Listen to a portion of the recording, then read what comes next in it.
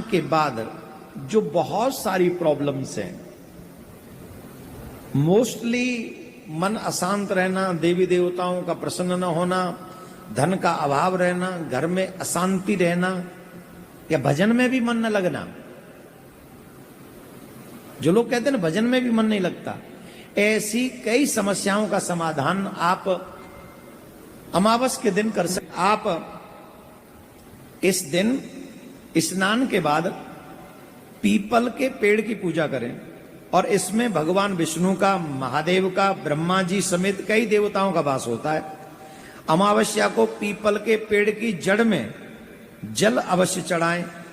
शाम के समय पेड़ के नीचे दीपक जलाएं घी का, इनकी कृपा प्राप्त करने के लिए, क्योंकि ब्रह्मा जी भी वही हैं रचयिता, विष्णु जी भी पीपल के पेड़ में, वृक्ष में निवास करते हैं, सृष्टि के पालक करता, और भूत बावन भोलेनाथ भी वहां निवास करते हैं, संहार करता। पृथ्वी के तीनों ही महत्वपूर्ण देवता ब्रह्मांड के, वो पीपल में निवास करते हैं। इसलिए सुबह तो पीपल के वृक्ष को जड़ में जल चढ़ा दें और शाम को पीपल की जड़ में जाकर घी का दीपक जलाएं। इससे आपको उन तीनों देवताओं की कृपा प्राप्त होगी और इससे जो आपके पितृ अप्रसन्न हैं, आपके बुरे कर्मों के कारण, क्योंकि जब मनुष्य बुरे कर्म करता है तो इससे पितृ अप्रसन्न हो जाते हैं। तो अमावस्या के दिन, जो इस आने वाली अमावस है, तो अगर आप इस दिन घी का दीपक पीपल के पेड़ के नीचे जलाएंगे तो आपके अप्रसन्न पितृ भी प्रसन्न हो जाएंगे। और इस दिन पीपल की परिक्रमा करना न भूलें। 5, 7, 11 जितनी हो सके पीपल की परिक्रमा अवश्य करें। देवताओं का निवास स्थान मानकर उसको नमन करें, प्रणाम करें। इससे आपकी तमाम बाधाएं समाप्त हो जाएंगी। बोलो राधे राधे। एक और उपाय बता देते हैं, फिर इसके बाद उपायों का सिलसिला समाप्त कर देंगे, क्योंकि अमावस्या बहुत बड़ा है इसलिए हम बता रहे हैं। अमावस्या के दिन प्रातः काल स्नान करने के बाद सूर्य देव को जो जल चढ़ाते हैं आप, वैसे तो हर पूर्णिमा, हर अमावस और हर एकादशी अपने पितरों को भी जल देना चाहिए। पितरों को जल देने का जो दिशा है वो दक्षिण दिशा है। पूर्व में सूर्य को दिया जाता है जल और दक्षिण में पितरों को दिया जाता है। अब हमने पहले भी बताया आपको, सूर्य को जल ऐसे दिया जाता है, ऐसे ऊपर से जल की धारा में से आप सूर्य का दर्शन करें। ताम्र पात्र होना चाहिए ऐसे, तो सूर्य का दर्शन हो, ऐसे जल दिया जाएगा। ऋषियों को जो जल दिया जाता है वो ऐसे दिया जाता है। लोटा आपका यहां होगा, मुख उसका इधर होगा, ऐसे ऋषियों को जल दिया जाता है। और पितरों को जो जल दिया जाता है वो ऐसे दिया जाता है, अंगूठे के और इस उंगली के बीच में से। ये तीसरा है, ध्यान रखना।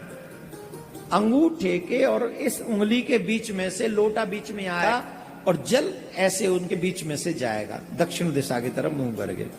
तो इस तरीके से हमको पितरों को उस दिन, वैसे तो तीनों दिन अमावस, पूर्णिमा और एकादशी, अपने पितरों को जल देना चाहिए, लेकिन इस अमावस्या पे अवश्य दें।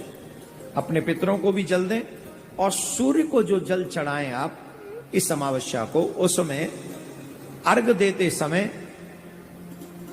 लाल पुष्प डाल लें या फिर लाल चंदन या लाल रोली डाल लें।